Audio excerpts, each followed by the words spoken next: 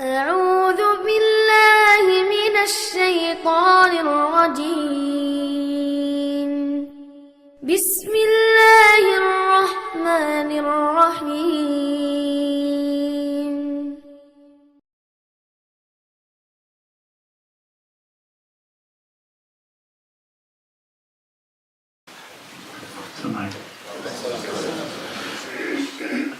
بسم الله الحمد لله والصلاة على رسول الله إن الحمد لله نحمده ونستعينه ونستغفره ونستهديه ونعوذ بالله من شرور أنفسنا وسيئات أعمالنا من يهده الله فهو المهتدي ومن يضلل فلن تجد له وليا مرشدا وأشهد أن لا إله إلا الله وحده لا شريك له أشهد أن سيدنا وحبيبنا وعظيمنا محمدا عبد الله اللهم صل وسلم وبارك على محمد وعلى آل محمد كما صليت وسلمت وباركت على إبراهيم وعلى آل إبراهيم إنك حميد مجيد.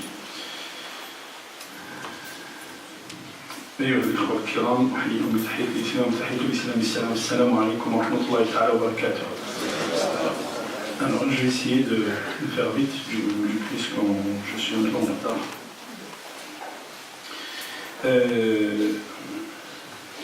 J'ai reçu beaucoup de questions sur le salat et l'ikhwa. Bon, alors ce qu'il faut comprendre c'est que le salat wajibun ayni. Ça veut dire quoi? C'est une obligation individuelle. Je ne peux pas faire la prière pour mon frère ou pour mon père ou pour... Donc il y a un frère qui dit son père est mort. Et durant le lorsqu'il était malade, il n'a pas prié, mais il n'a pas fait le jeûne aussi. Alors, quel va aller? Comment il récupère le jeûne? Comment il peut racheter sa dette de salat et racheter la dette du jeûne? Quel va être le salat ou quel va être le siyam? Salat ou la tohra. Celui qui n'a pas fait la prière, ben, il n'a pas fait la prière. Le jeune, il est tasaddaq alayh.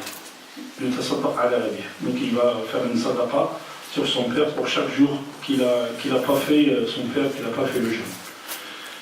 Deuxième chose, sur le salat ayyuha al-ikhwa. Al-qiyamu fi salat.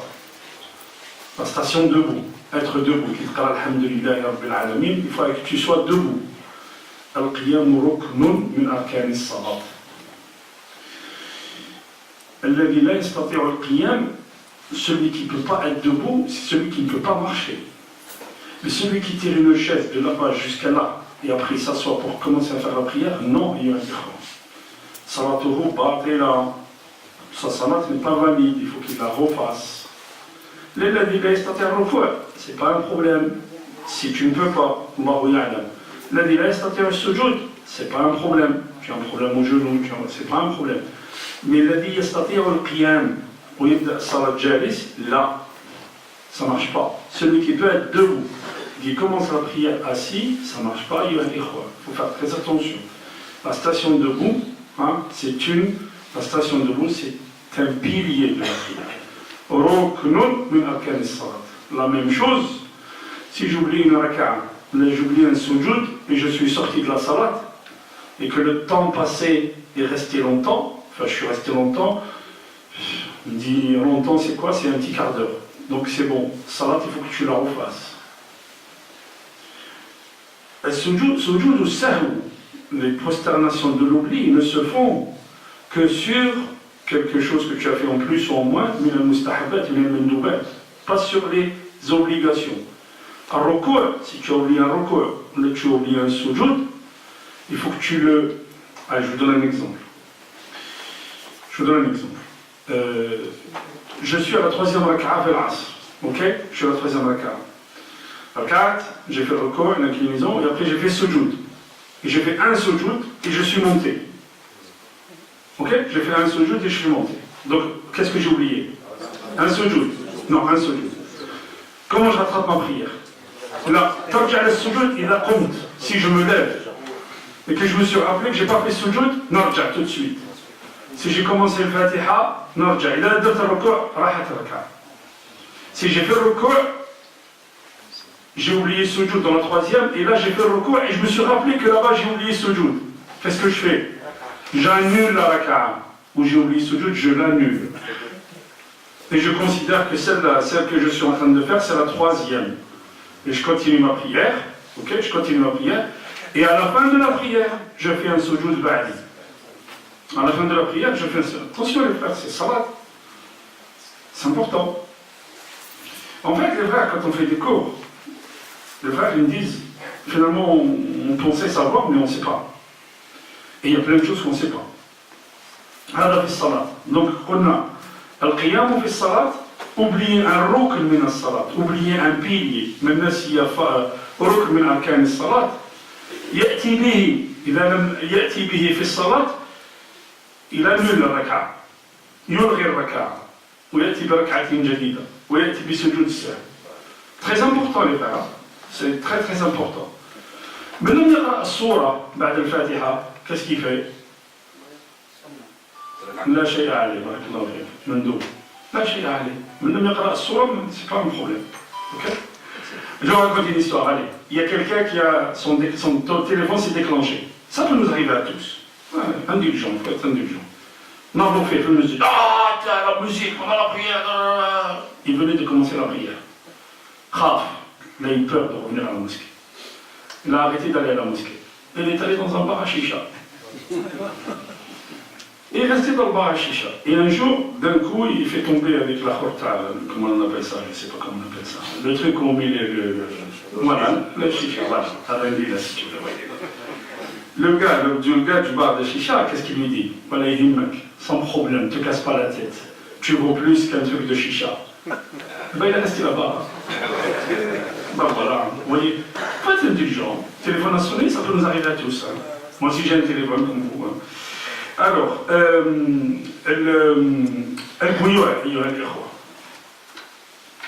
avec le frère, il vendit une voiture.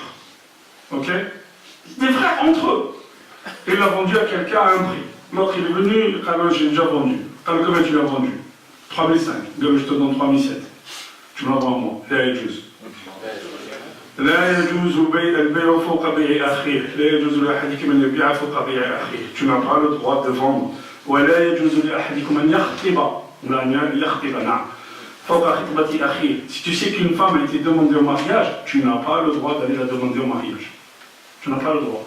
Mais si la marchandise a été vendue, on n'a pas le droit de la vendre deux fois. هذا كله يدخل في الغش والإخوة. On verra tout à l'heure في الخطبة بإذن الله. Ok.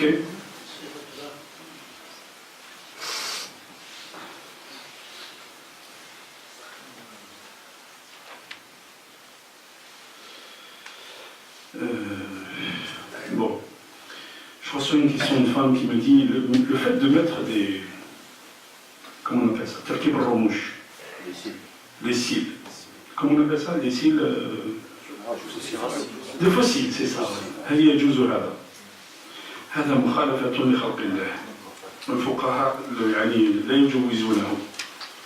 هذا مخالفة لخلق الله لا يجوز هذا. Non.